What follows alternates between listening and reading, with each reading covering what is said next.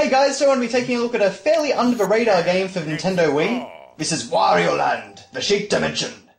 And this is a 2D platformer, of course, starring Wario. And, this is actually the final game in the Wario Land series, at least so far. Honestly, I would doubt that we'll get another game, but, if we don't, at least this game is a really great place for the series to go out on. You can see my old 2008 save file back down there. That was from when I used to rent the game. You've got this cute little, menu screen here, with Wario just kind of shaking his booty and scratching it every now and then. This is one of the big things about Wario Land Shake Dimension, or Shake It, actually, as it was called in the US. And that's what the entire game features hand-drawn animation. Every single graphic in the game is hand-drawn animation. And there are over 8,000 frames of animation, hand-drawn animation, in this game for all the characters and enemies, which is pretty amazing. In fact, even Wario by himself has over 2,000, which, is certainly incredible. But it's actually not too surprising when you consider who developed this game. And it was Goodfeel, who also developed Kirby's Epic Yarn and Yarn Yoshi. So they obviously have a penchant for kind of unique art styles. And this game, even today, even on the Wii, looks incredible. I really am amazed at how good this game holds up. It blew me away at the time, I can definitely say that. But the really exciting thing for this week is that I was preparing this video, just for fun. But as it turns out, this game is coming to the Wii U Virtual Console this week, at least in the PAL regions. So hopefully this might give you an idea if you would like to pick that up. And this is a game that I actually highly recommend. I definitely consider this to be one of the best 2D platformers on the Nintendo Wii. I put this way above New Super Mario Bros. Wii or things like that. This is a really solid, enjoyable, classic-style 2D platform, and particularly if you love the Wario Land games, then this is just, in my opinion, from my limited experience, this is the best one in the series. With a few caveats to that, but I've played Wario Land 1, and I really enjoyed that, but it's a much more linear style game than this is. Or at least certainly it lacks some of the, backtracking elements from the level that we'll see later.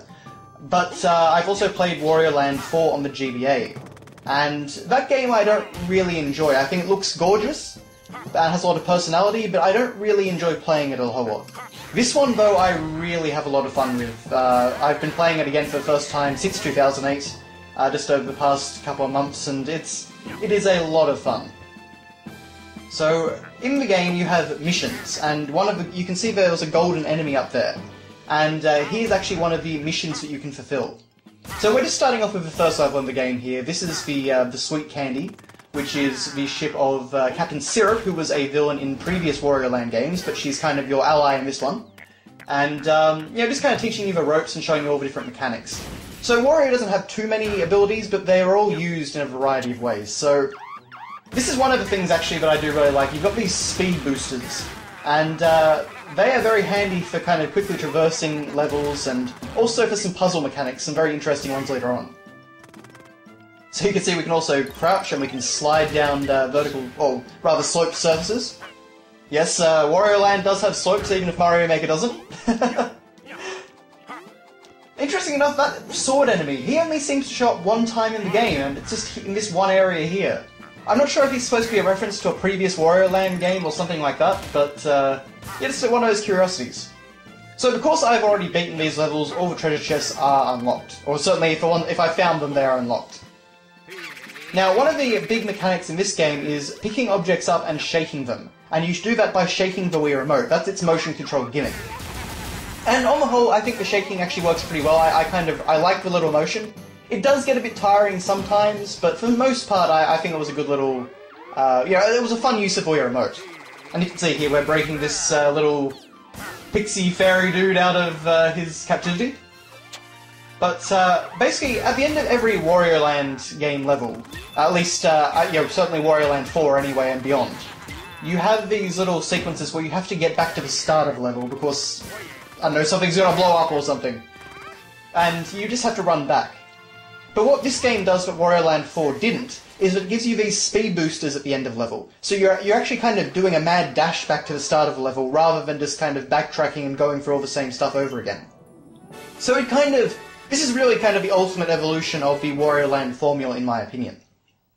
But what we're going to be doing, we're just going to be checking out an assortment of levels. So this is basically World 1-1 now. That was the tutorial level before. This is the first normal level. And a very cool thing in the music is that it's actually the WarioWare theme. I'm sure many Wario Land fans may not be a huge fan of that, but you know, it's a nice little touch and makes sense for Wario. So one of the things you just saw me there was aim, or pick up and throw an enemy, but you can see that I actually had to aim him. Now, the problem with the aiming is that it's done with the Wii Remote. And even though you don't have to be too precise, it is a little bit awkward. The Wii Remote isn't quite precise enough to do that well. So it's one of those little things. The Wii Remote functionality in this game is mostly good, or at least certainly mostly inoffensive. But there are just kind of a few moments which is a bit annoying. But to be fair, with the control mechanism that they created, you know, holding the Wii Remote sideways like it showed at the start of the game, there's not really much else you could do. But yes, on the topic of music, you know, this remix of the WarioWare theme is really good.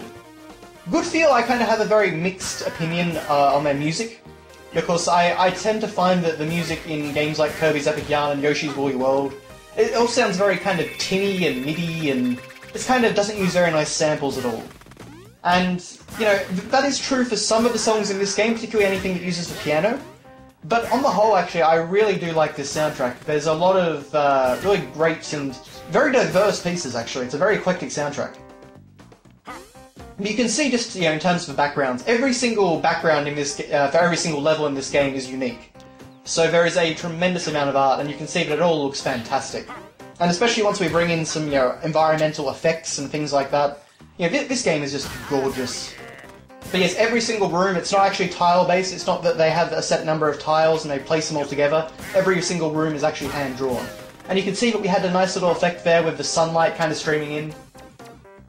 You may actually wonder why the game is, you know, letterboxed in sort of a 4:3 aspect ratio. And I must admit, that's something that does confuse me as well, because you can just see there's a few interface elements on the side, but it doesn't really seem necessary. But I think that was just kind of to prevent the hand-drawn stuff kind of getting warped by your TV or things like that. I'm not exactly sure, it's a bit of a weird decision, but, you know, the game looks so good, you don't pay attention to that. But, of course, one other thing you can do in this game, as you would have seen me do several times now, is I can actually punch the ground, do a sort of a ground punch, and this will make objects with a exclamation mark on them rise up. Also, there you go, I hadn't found that treasure, the Crystal Skull. I guess the same one from Indiana Jones, but anyway. But yeah, so Wario doesn't have a tremendous number of moves, but he definitely has enough. This is platforming minimalism at its best. You have just enough moves without anything being extraneous. Everything gets used on a regular basis. And there's actually a lot of very kind of fun and clever things you can do with the mechanics. For example, in a later level, you'll see me actually put an enemy down on top of a block, and then, or pick an enemy up, put them down on top of a block, and then use that to try and, you know, lift myself up to a higher platform. Now, one thing that is cool is that at the end of every single level, you get a checkpoint. And the checkpoint allows you to restart from the speed booster, basically, from the end of a level. So if you mess up one of the speed booster sequences, you can just retry, and then, you know, you can do a bit better. I still kind of mucked it up on that second attempt, but on the whole, it's a very... There's really not much of a penalty for messing up if you just want to go back and want to try and get all the goodies. You can keep practicing it. And that's what I love, they don't hand anything to you, but they allow you to keep practicing. And I just think that's a really great design methodology. But that is World 1-1 done, so next we are moving on to Soggy Bog River. All the levels in this game have great names, as you can tell. And this is honestly, I chose this level because it's one of my favourites aesthetically. I love anything with rain in it, and I just think it all blends together so well. It looks lush, but also kind of washed out. Now that's actually another mechanic. So you have these enemies with forks on their heads, and you can actually throw them into any surface, and they will stick there.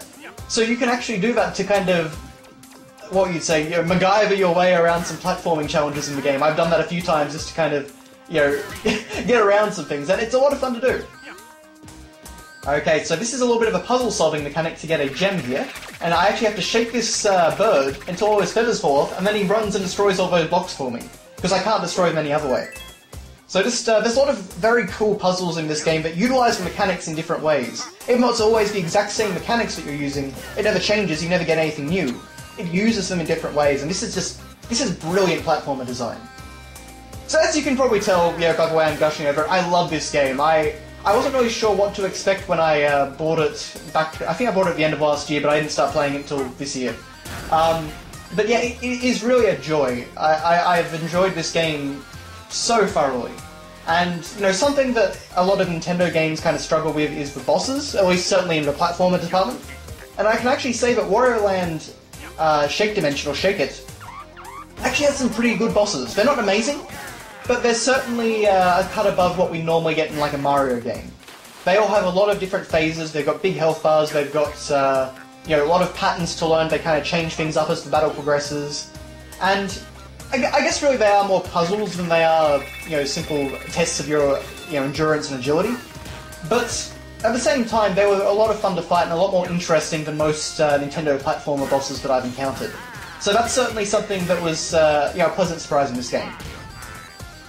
So you can see you've got these cannon guys, and what you've actually got to do, you know, you can't really throw them very far, and what I'm forgetting to do there is you can actually shake them and all their armor will break off. So there's just a kind of, you know, the enemy variety in this game isn't amazing, but there's also a lot of different ways to interact with the enemies that there are, so it works out well. And here's like a little mechanic with the speed booster, is that you actually, on a rope swing, you actually carry your momentum, so you can push it along like that and get the treasure. Just, yeah, the design in this game is really fantastic. Honestly, from what I've experienced, I would say that this game is probably better than Kirby's Epic Yarn and Yoshi's Woolly World, in some ways anyway. Just kind of a basic level design, there's just so much variety, and it always feels like you're doing something completely different in every level. You know, it's just one of those things I think I really appreciate in this game. And that's not to say that Kirby's Epic Yarn or Yoshi's Woolly World are bad, though. I love both those games, but, you know, I didn't actually recall that Good Feel made this game, so actually going back and discovering that was kind of fascinating. But I do really feel like this is really a top 2D platformer. And yeah, the fact that so many people, you know, really myself included to some degree, I may have rented it from the video shop, but I didn't actually ever buy the game. So the fact that it's sold so little is a bit of a shame, and you know, I don't anticipate that we'll be seeing another Wario Land game anytime soon, particularly on a console. Which is a shame, because yeah, this is just such a really good entry. You can see we've got the birds trying to drop rocks on us, we've got these flowers that are trying to eat us, and if you do get captured, you do have to shake the Wii remote to kind of punch your way up. But one cool thing, you see there, you know, the timing can be a bit finicky on those flowers. And the really cool thing there is that they have one differently coloured flower. And the differently coloured flower is your indication of when to actually make the jump, and so you can get up to the top platform. So there's so much good design in this game, it's really awesome. In terms of negatives, there are a few, certainly.